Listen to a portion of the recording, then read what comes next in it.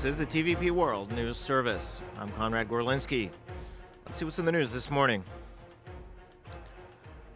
This evening, we'll know the two candidates who will fight for the office of President of the French Republic in the final round of the elections on April 24th. The Russia-Ukraine conflict has completely changed the priorities in the election campaign that's been in progress for several months now. The war, fuel price hikes at stations, and rising prices at grocery shops are now the most important topics. After days of rain, the sun has finally come out for Election Day here in Paris. French people are voting since 8 in the morning, and they have time until 8 in the evening. It's going to be a very exciting day here in France. French people have 12 candidates to vote for. Nevertheless, only 3 of them have a big significance. It's, of course, sitting President Emmanuel Macron, Marine Le Pen, and the radical left-wing candidate Jean-Luc Mélenchon, who might become a surprise. We've talked to many experts, and because of a huge absentee rate, we expect a lot of surprises to come. And it is not out of the question to have a second term between Marine Le Pen and Jean-Luc Mélenchon, although right now everything seems to suggest that President Macron is going to be in the second term, and Marine Le Pen will be also with him in this second term. So everything is of course possible. Everything also depends on the frequency, on the abstention rates. But this is something which we'll be able to see during the day. And right now, more and more people are turning out to the voting polls. So stay tuned and wait for more. For TVP World, Stanisław Jeglinski. Today marks the 12th anniversary of the crash of the Polish government plane heading from Warsaw to Smolensk that took the lives of 96 people, including Polish President Lech Kaczyński and his wife Maria. And the mystery of the crash is still being investigated, and the real cause of the tragedy remains a controversial subject, as many facts still remain quite obscure. The crash of a presidential airplane took lives of 96 people on board, including Polish President Lech Kaczyński and his wife Maria. The other victims were the head of the intelligence service, former President Ryszard Kaczorowski, the chief of the Polish General Staff, and other senior Polish military officials. The president of the National Bank of Poland, Poland's deputy foreign minister, and other Polish government officials. Other people on board included members of Polish parliament, senior members of clergy, and the relatives of victims of the Katyn massacre. Solemn commemorations of the 12th anniversary of the Smolensk catastrophe will be held across the country. President Andrzej Duda will pay tribute to the victims in Krakow and Warsaw in events that will take place till the end of the day. Peace President Jarosław Kaczyński will take part in the celebrations in Warsaw. He will speak in front of the presidential palace at 9 p.m. of the local time. On this, the 46th day of Russia's aggression on Ukrainian soil, we have information about preparations that Russia is carrying out for an attack on the Donbas region in the following days. More reports about the Russian military recruiting Ukrainian citizens from the occupied regions are coming in, as Russia is preparing for the next phase of its invasion. We also have the latest data released by the Ukrainian armed forces about Russia's military losses thus far. The first stage of the Russian offensive in the Donbas has begun, Ukrainian President Volodymyr Zelensky's advisor Alexei Arestovich informed. As he added, the opponent will try to attack simultaneously from the north and south. Arestovich added that the second phase of the Russian offensive will also go ahead soon, when reinforcements will be ready. This will include 10 battalions of tactical groups, the 5th Russian Army and the former occupants of Kyiv, Sumy and Chernihiv. In the temporarily occupied territories, Ukrainian citizens are being mobilized for hostilities on the side of the aggressor state, as reported by Lyudmila Denisova, Commissioner of Human Rights of the Verkhovna Rada of Ukraine. It includes force formations of local militia and the regular army. When it comes to the latest fighting report, Ukraine's air defense forces destroyed 13 enemy targets, including 3 aircraft, a helicopter and 4 cruise missiles, reports the Ukrainian Armed Forces Command. More shocking news is coming in from Ukraine, as it's been reported that the Russians have abducted as many as 106 residents of the Zaporizhia region. Ukrainian human rights spokesperson Ludmila Denisova announced on Saturday via Facebook that among those taken captive are 21 local government officials and 2 journalists. Out of the 106 people taken, 63 are currently imprisoned, including 10 local government officials and 1 journalist. Denisova stated the reason for the abductions is the pro-Ukrainian attitude and refusal to cooperate with the occupiers. British Prime Minister Boris Johnson made a trip to Kiev, during which he met with Ukrainian leader Volodymyr Zelensky and announced Britain's clear stance in this conflict. The Ukrainian president made a pledge to the allied countries to continue putting sanctions on the aggressor. We have to exert even more pressure on the Russian Federation through supporting Ukraine in defending itself. We have to continue imposing sanctions.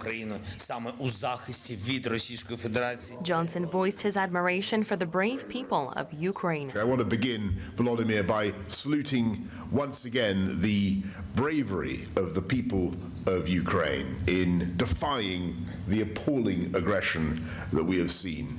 In the last few weeks, the world has found new heroes, and those heroes are the people of Ukraine. The British PM stated his disgust with Putin's actions.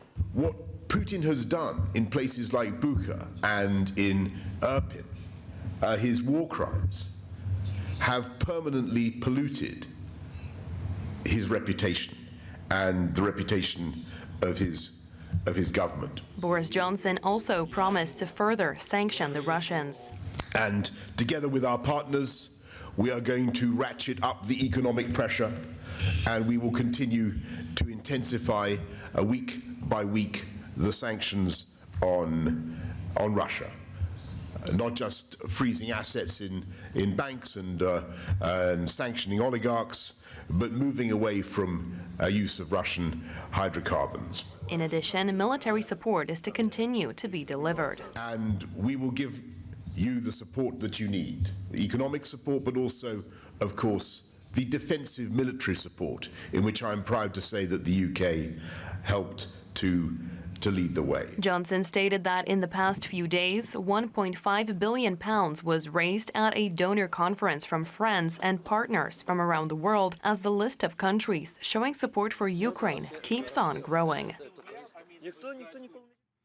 Western leaders took part in a special conference organized to help raise financial and material support for the millions of Ukrainians fleeing the war. The leaders also emphasized the need for a reconstruction plan for Ukraine after the war and the importance of a symbolic EU presence in Central Europe.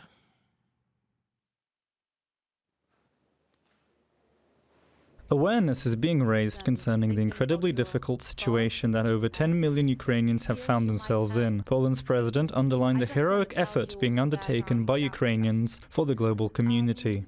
Today we stand up for Ukraine, but at the same time, Ukraine has been standing up for us.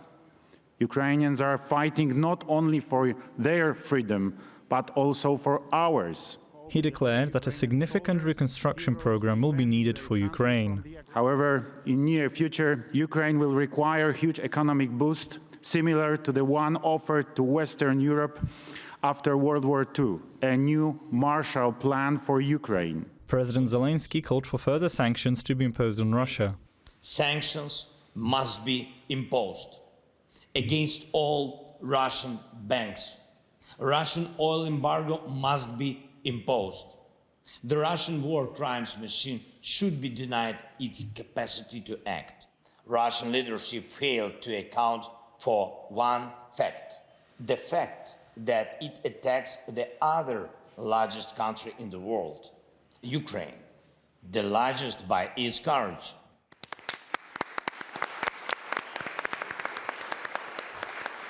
Ursula von der Leyen spoke about the need to support refugees. They need urgently help. Here in the European Union, it means that we've immediately triggered the protection for them that gives them citizens' rights. So from day one on, access to schools, to housing, to health care, and of course to the labor market. But of course they need much, much more. So far, more than 6.5 million people have been internally displaced in Ukraine, and over 4 million have sought shelter in neighboring countries. Events such as Stand Up for Ukraine hold very important symbolic value, as they show that the international community supports Ukraine's cause and helps gather vital support for the refugees. The president of the European Commission, Ursula von der Leyen, has expressed concern over Hungary, promising to pay for Russian energy in rubles. The clash between the EU and Hungary comes following Brussels' announcement of a new sanctions package. Dissenting voices have appeared following Russia's declaration that energy from the country will have to be paid for in rubles instead of euro. Ursula von der Leyen has warned Hungary over making the decision to pay for Russian energy in rubles. If Hungary's Prime Minister Viktor Orban fulfills his promise to pay Russia in rubles for energy resources, then it will be a violation of EU sanctions. If you do that, pay in ruble, you breach the sanctions. You circumvent the sanctions we have put on Russia. The situation is difficult for Budapest, however, as around 95% of its gas comes from Russian sources. Furthermore, Hungary's cooperation with Poland is hanging by a thread, as Polish authorities have criticized Budapest's response to the war. The most recent fifth package of EU sanctions has focused on targeting Russian energy. These sanctions will not be our last sanctions. As I said already yesterday, yes, we've now banned coal, but now we have to look into oil, and we have to look into the revenues that Russia gets from the fossil fuels. The European Union has been pressured to impose sanctions on Russia's most profitable investments, such as energy. Ukraine has also called for further sanctions. Several members of the EU bloc, such as Poland, have already pledged to entirely part ways with Russian energy supplies. 4.4 million Ukrainians have left their country since the war began on the 24th of February, 2.6 million of whom have found shelter in Poland. Now, a month and a half later, Poland and its citizens continue to look for more ways to help Ukraine and its people. Every day, thousands of Ukrainian refugees arrive in Poland. The majority of them land in big cities such as Warsaw, Wrocław and Kraków. Among the millions of refugees in Poland are also people with special needs.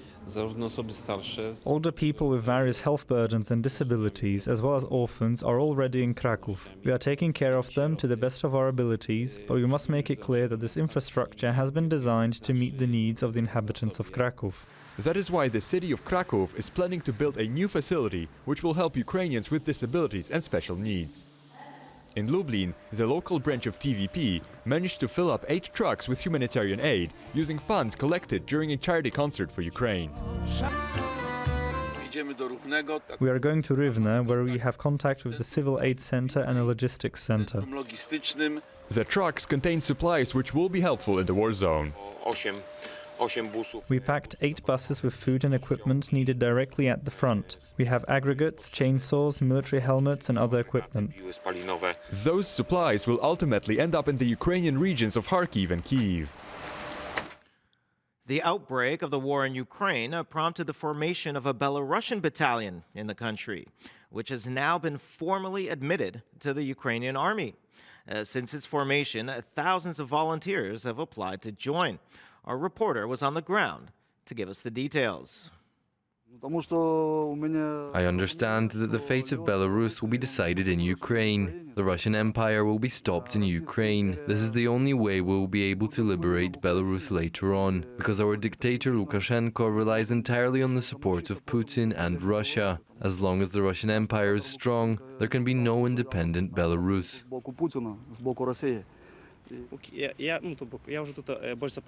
I came to Kiev because the KGB had already detained us there, and after the detention we somehow managed to get out of jail. We understood that it was very dangerous and senseless to stay in Belarus, because the precautions were very, very strong, and staying there was morally difficult. When the war broke out, we decided to repay our moral debt and stay here and take part in the war, because this war concerns every Belarusian as well. We must stay here until the war is over. We must also liberate Belarus from the dictator Lukashenko until the game of Putin's empire is stopped in Ukraine. Lukashenko will remain in power. We will continue to defend Ukraine's independence. Now, the fate of pets is often overlooked during times of war, as many of them are abandoned in the chaos. One animal shelter in Kharkiv is making sure that even the smallest of our companions are taken care of. Yet, not all hope is lost for the animals, as thousands of people have rallied to help pets in need. Thousands of Ukrainian families which have fled the country due to the Russian invasion have unfortunately been forced to leave their pets behind. They are often left because it is difficult to cross the border with them. Her owner left for Israel and left the cat behind. An elderly lady could not take it because there were no documents and vaccination certificates for the cat. According to local statistics, every second family which fled Ukraine did not take their animals with them. The role of animal shelters is to take care of those left behind and seek new homes for them once the war is over. When the war is over, I clearly understand that all those animals, at least most of them, will most likely come to us and we will look for new owners for them. Nevertheless, the situation of the animals is not entirely bleak. Many people, both Ukrainians and those from bordering countries, have come to their aid and are doing everything in their power to take care of them.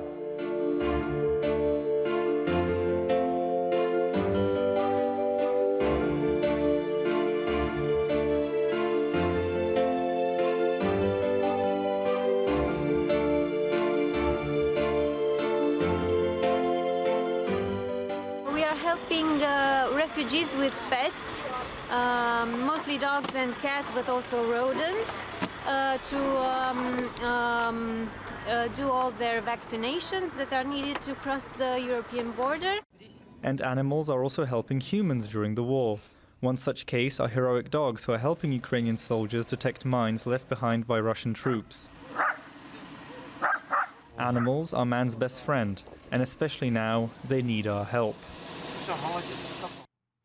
Mexican President Andrés Manuel López Obrador has officially expressed his opinion on the Russian invasion of Ukraine. He referred to invasions of Mexico by other nations in the past and called for finding peaceful and diplomatic solutions. We are in favor of a peaceful solution to Russia's conflict with Ukraine. We certainly do not accept Russia's invasion of Ukraine because we have suffered from invasions. We were invaded by the Spanish. We were invaded by the French. We were invaded twice by the Americans, and on one occasion we were overrun by more than half of our territory. We condemn invasions and we are not in favor of any war. We want peace. And finally, the Parliament of Pakistan has removed the country's prime minister in a vote of no confidence. The primary issues that led to the deposition of the leader were economic unrest and high inflation. The former cricket star Imran Khan is no longer the Prime Minister of Pakistan. The resolution for vote of no confidence against Mr. Imran Khan, the Prime Minister of Islamic Republic of Pakistan, has been passed by a majority of the total membership of the National Assembly.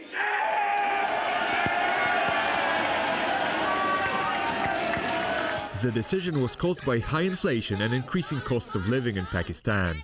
Khan failed to fulfill many of his electoral promises and lost the parliamentary majority after a coalition party withdrew its support. Reportedly, Khan had also lost the support of the country's armed forces. Imran Khan becomes yet another Prime Minister of Pakistan to be ousted before reaching the end of his term. In fact, no Prime Minister in the history of the country has ever served a full 5-year term. On Monday, the Pakistani parliament will vote for a new Prime Minister. Well, thanks very much for joining us this morning. Please stay with us for more news and commentary.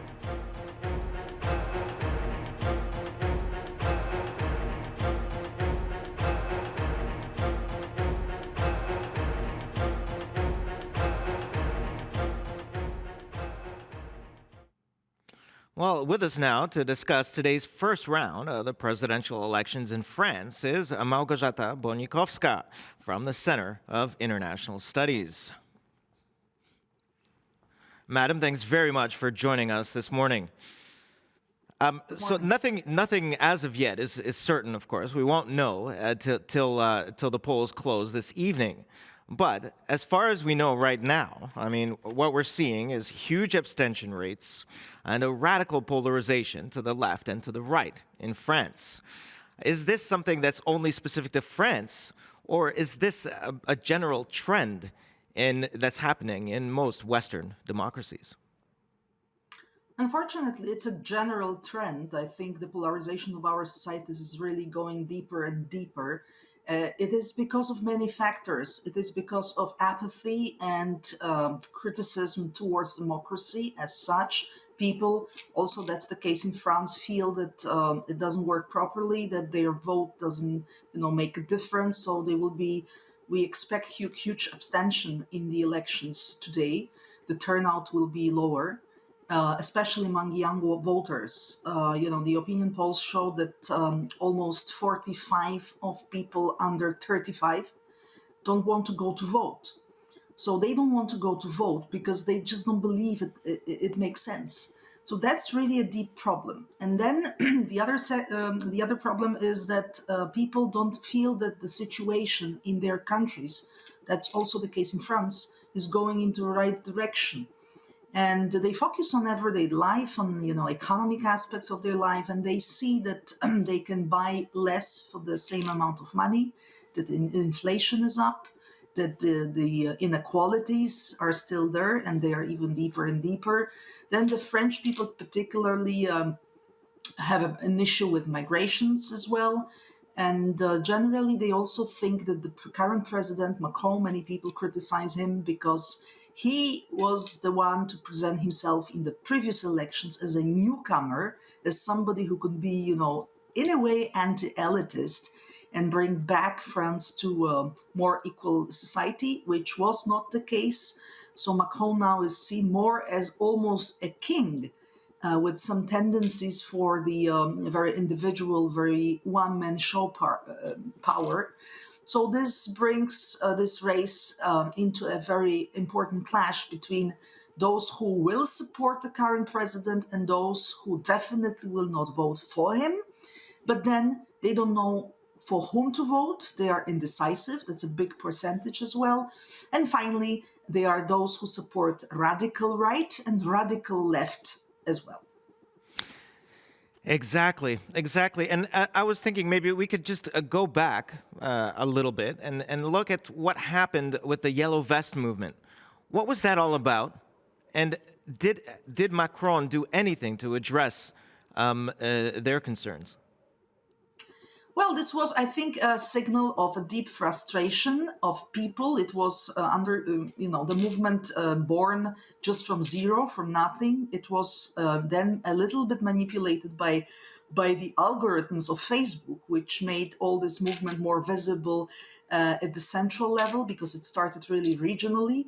And then it started to be a protest movement. French people are very famous of protesting. That's a very specific thing for France. They go to the streets, they protest, they block the streets, they express their opinions. So this is fine. But in this case of Yellow Vest movement, it was something more to it. It was really a deep frustration.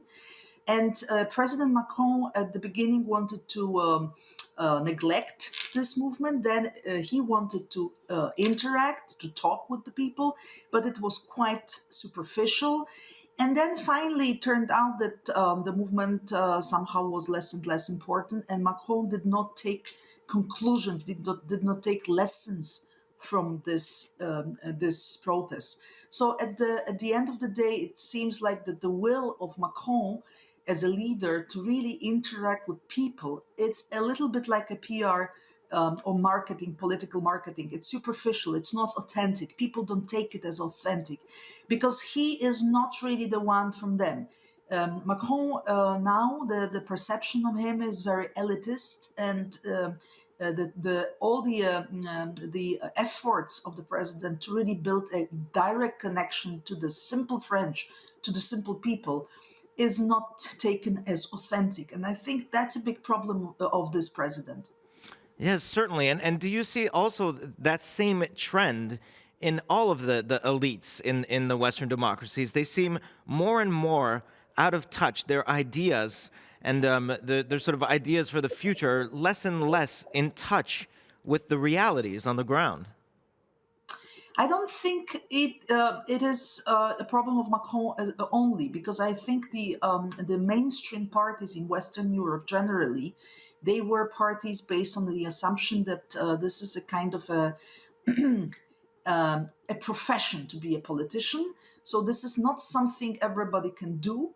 And of course, the politicians represent the people, but it's like with doctor. Doctor know better because they studied. So it's like with politicians; they know better how to do politics. So the average citizen can express his or her views, but the rest should be left to the professionals.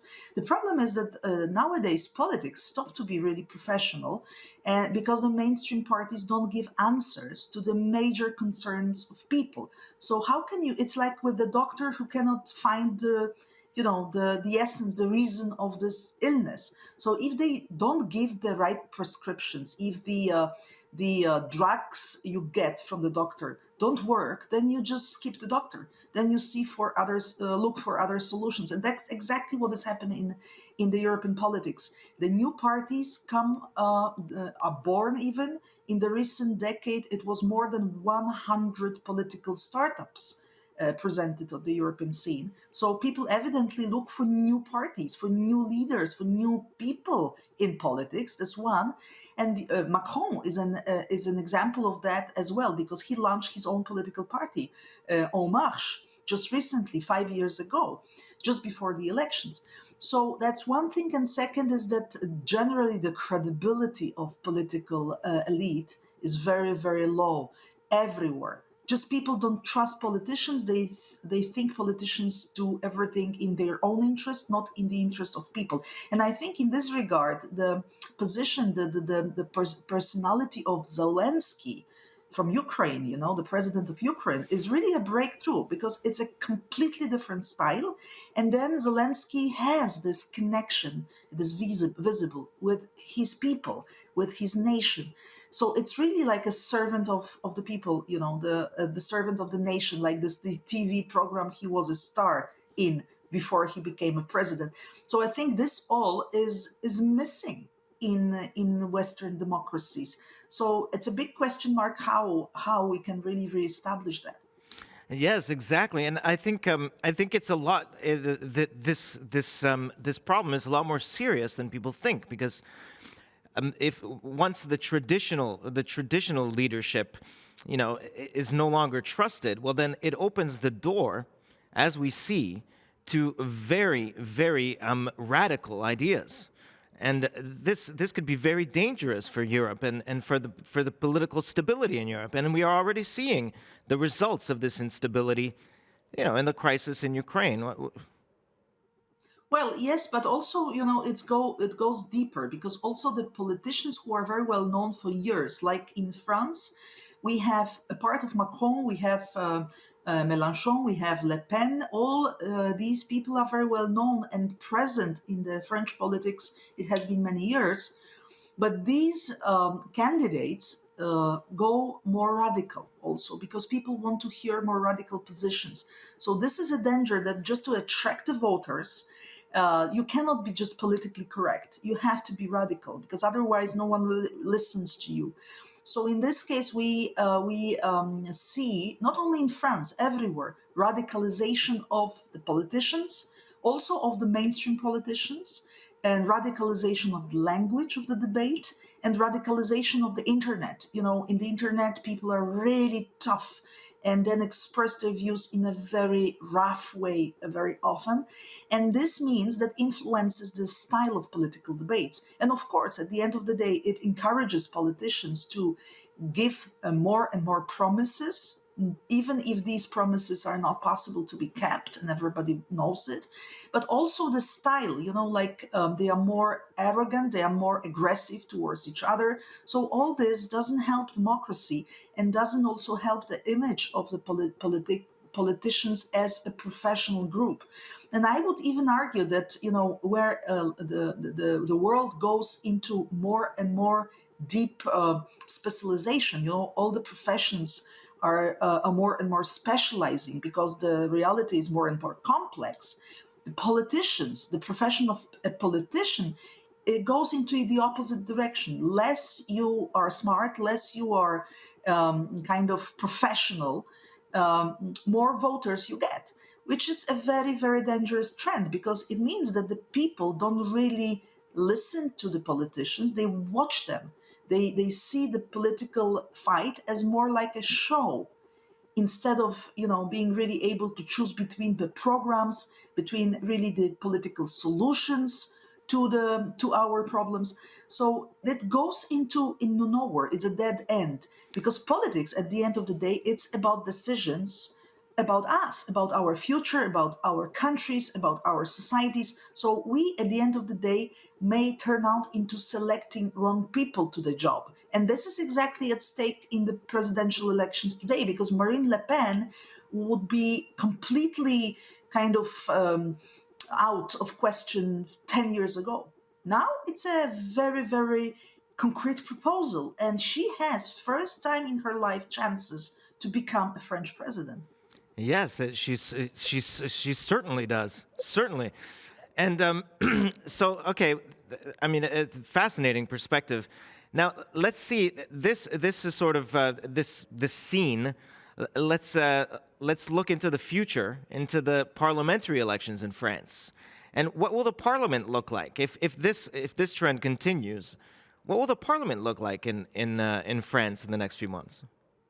Well, we have polarization as we discussed it, and the votes of French citizens are somehow lost between radical left, radical right. Around 10% of voters support each of these radical sides. And then we have Macron's liberal movement or centrist movement. And that's a big question mark, how the current president, responsible for everything which has happened in France in the recent 5 years, how he's able to keep the support for this party. It's lower than it was, definitely. 5 years ago, En Marche, this party, was able to present itself as a party of new ideas, which could bring the society to a much better situation, but it didn't deliver. So France is divided as ever, and France has inequalities. Nothing was done. So I think it will be the liberal movement. It will have less support, and then a big question mark will be about Marine Le Pen, because if she wins, which I personally doubt, but nothing can be excluded. If she wins, that the support for the president's party always goes up, because the president is the political figure who organizes really the political life of France. France has a very specific system. It's a presidential system in Europe, which is an exception, actually. So it will influence, if she wins, it will influence the position of Rassemblement National, of her party as well. Certainly, fascinating. It's certainly a fascinating time in the world. The world is changing so quickly, and I think also, I mean, the ruling elite is also having problems finding realistic solutions to the mounting problems that are. But let's face what was the key question or key issue in the French debate. There were problems of everyday life of French citizens, such as inflation, such as high prices, and also the fear about healthcare system because of pandemic. Of course, it was tough in any case for everyone, but the governments didn't really deliver very well. And in France, many people think that it could have been done much more. People are generally frustrated also. It's a frustration of everything, that just they don't simply believe that things are going into right direction. French citizens are very skeptical for the future. The opinion polls also show that French citizens see the future in the black colors. They are very pessimistic. They see in a pessimistic way the future of their kids. So this is something the French elite has to handle, that the economic aspect, the wages, the taxation, also the jobs, high unemployment and the fear of the future. Also, the new technologies can take jobs away. So all this is the major concern for the French citizens. International relations, much less. Of course, Macron, in the first moment when the crisis with Russia started, the opinion polls went up for him because he was very engaged in negotiations. But then, since the war started really in Ukraine, and since the campaign started as well for Macron, because he was waiting till the last moment really to step down into the campaign. But since then, people are less and less interested in international affairs. They are interested in home affairs, in the situation inside the country. Of course. It's going to be a very interesting day today. We'll see what happens when the polls close today. As always, a pleasure to have you, madam. Thanks very much for joining us today. Thank you. Have a good day. You too. And that was Małgorzata Bonikowska from the Center of International Studies. Thanks very much for joining us. Please stay with us. I'll be back with more news at the top of the hour.